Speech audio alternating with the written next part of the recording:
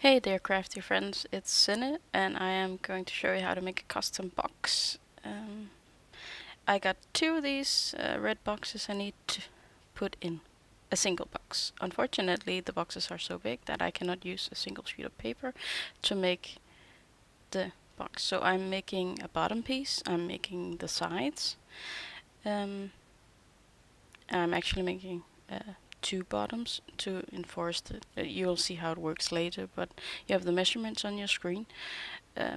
They are based on the measurements of the boxes I have. They're filled with chocolates for a birthday I was going to, and I wanted it to look neat.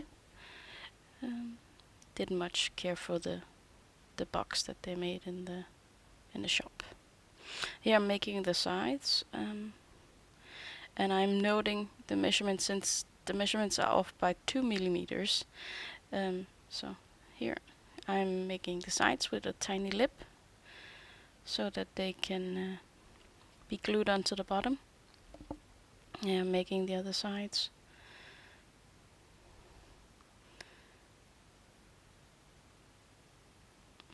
And this one is the one that's gonna attach around the box, so to speak. You'll see in a minute. And then cut down there. Then it's 4 sides. And making notches on the gluing pieces. There we go. Now, if I had a 30 by 30 centimeter cardstock sheet, I would have been able to actually do this box without all this fussing about. But I didn't have one. I only had paper, and that was not gonna do for this. These boxes were very heavy. So this is how they're gonna sit. And I'm gonna glue all the sides together first with some tape here. I can't remember if I also add a bit of liquid glue.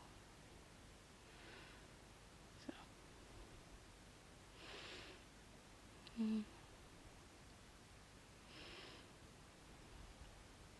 Yes, and glue for the bottom too.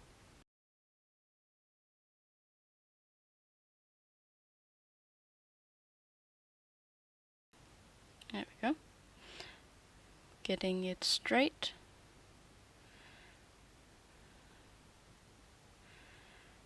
And making sure that I put the flaps on the same side so that I can make sure it's in the right place. See, this one is on top like the other ones, you can see them. And then closing it. I'm gonna put a piece of patterned paper on top of this, so it doesn't matter that the seams are on the outside of the box. I'm just checking to see that my boxes fit in here before I glue in the bottom.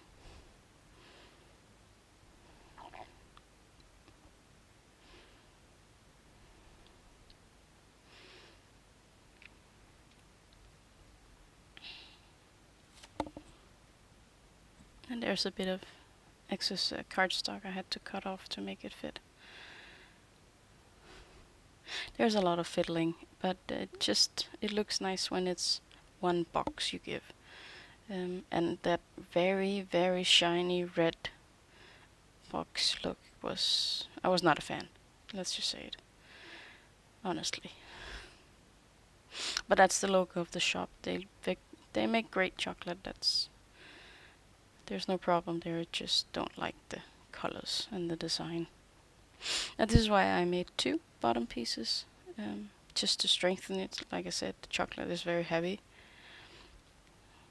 And making the second box is gonna be more of the same, so I cut most of it out, leaving in the part where I get them to fit on top of each other, which you'll see in once I've gotten all of this tape ready.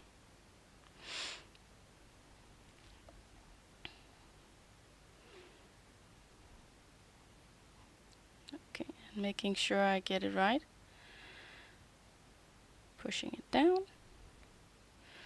And then This is the second box. I took out my scoreboard to get it straight this time, since these ones are going on the inside. Now, for putting the last one on, and remember to turn it right. I was talking about those 2 millimeters. The last side. I've been reading too much lately. The last side I'm gonna glue on while it's around the bottom box. A way to make them fit snug is to add 1 millimeter to both sides. It gives a tiny gap and it makes it easier to close the box and open it again. But I wanted this one kind of tight, so. And since I was gonna put something in it, I was gonna make the inside box keep its shape. It didn't turn out to be a problem that mine was a bit snug. You see here, having a bit of trouble when it's empty.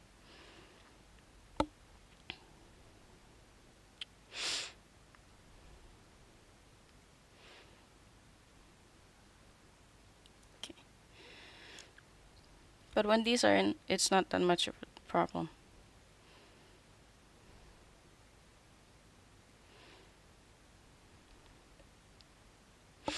I'm gonna make some notches on the sides of the lid to make it easier to take it off. I'm also going to add that on the bottom part so you can actually get the boxes of chocolate out.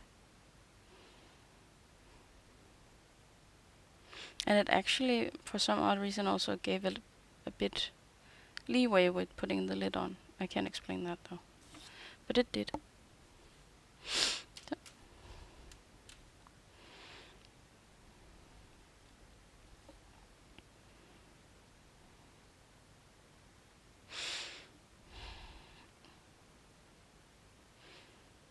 Okay, I think we are getting ready to cover the lid in some fancy paper.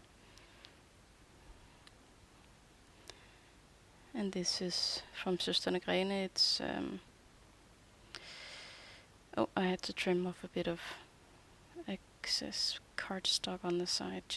I've probably been sloppy when I put on this part of the box.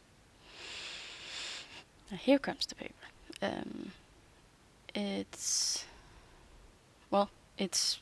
They change the designs like every 3 months or something, and this one is no longer available, but it's still nice paper. I know a lot of scrappers in my country thought so, and went out and got it. And you'll see it once I turn it over. So I'm putting the box in the center and then bending the sides to make sure I have enough all the way around. Cutting some slits from the corner and out. And here comes the score tape. To get a nice fold around the edge, I put score tape all the way down at the box, and here all the way to the edge also. And I'll be putting score tape along the corners as well to make sure they're snug. That was the first layer. And here is for the corners. These are places where you can get creases if it's not stuck properly.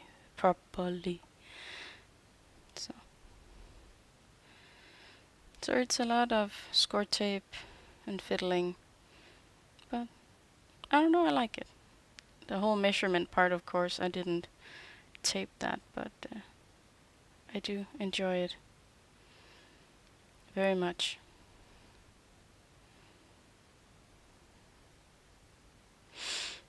I should be getting up on a point where I can actually start tipping the box to make sure that the paper is as tight as possible.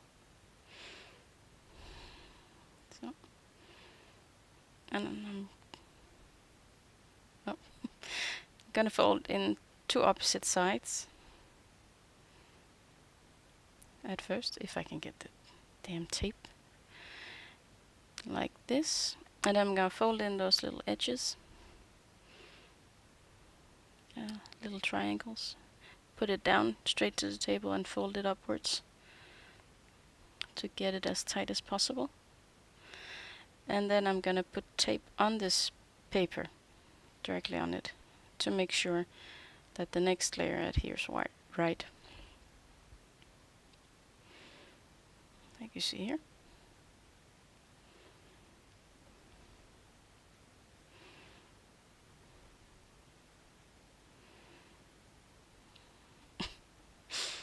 This is typical. And then bend it over.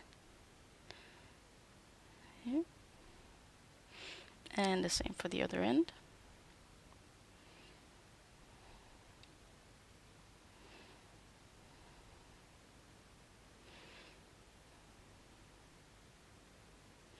I prefer to use too much score tape as opposed to too little.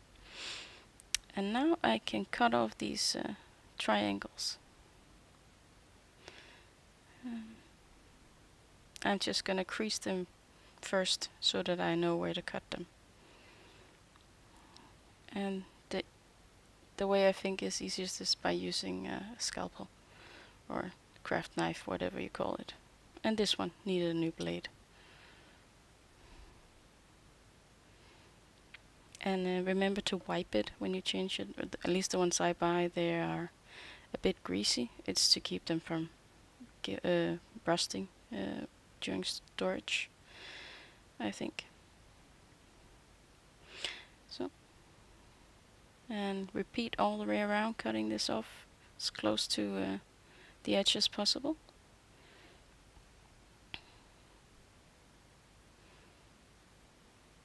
This one was giving me trouble for some reason. There. And then I have to cut off the extra paper around. I just use my scissors.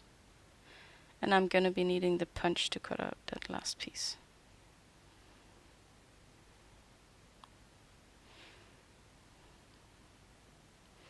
So now the box is almost done.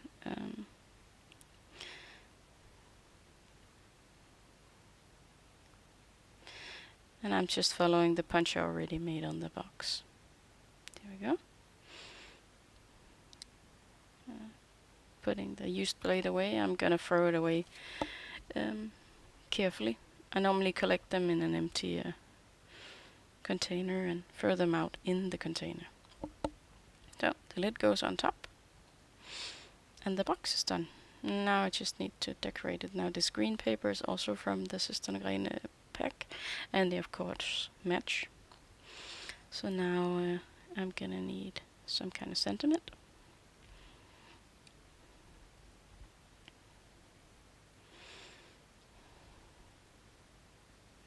Oh yes, and ribbon maybe, I thought would be a good idea.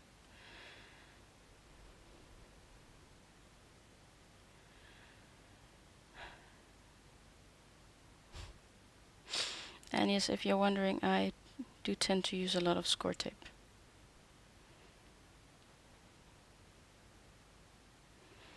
So.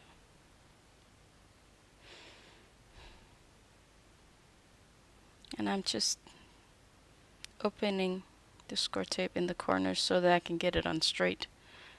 Gluing in the corners and then pull out the release paper.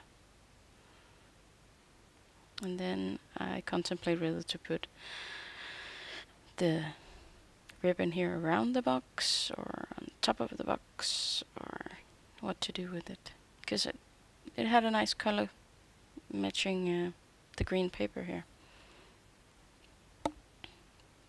And here's my sentiment when I finally found out what to put on it. It's from Nook, Love and Chocolate. Everything is better with chocolate, I believe it says.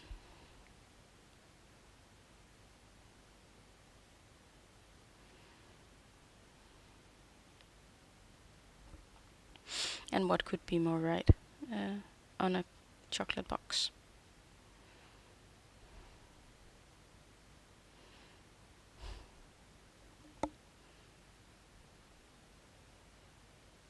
With love and chocolate. That's right. All you need is love and chocolate. There's one that says that everything is better than with chocolate, I believe. And then I wanted to cut it down a bit so that you could see more of the green paper. And popping it up a bit just to emphasize it.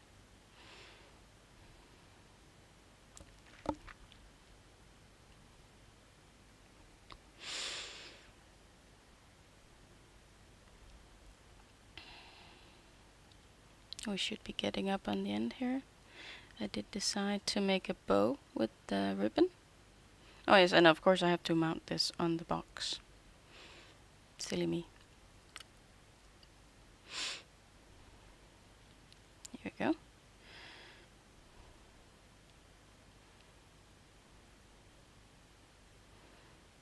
And I love this dusty purple color. It's very, very nice. There we go. And a tiny bow. Just for a bit of decoration.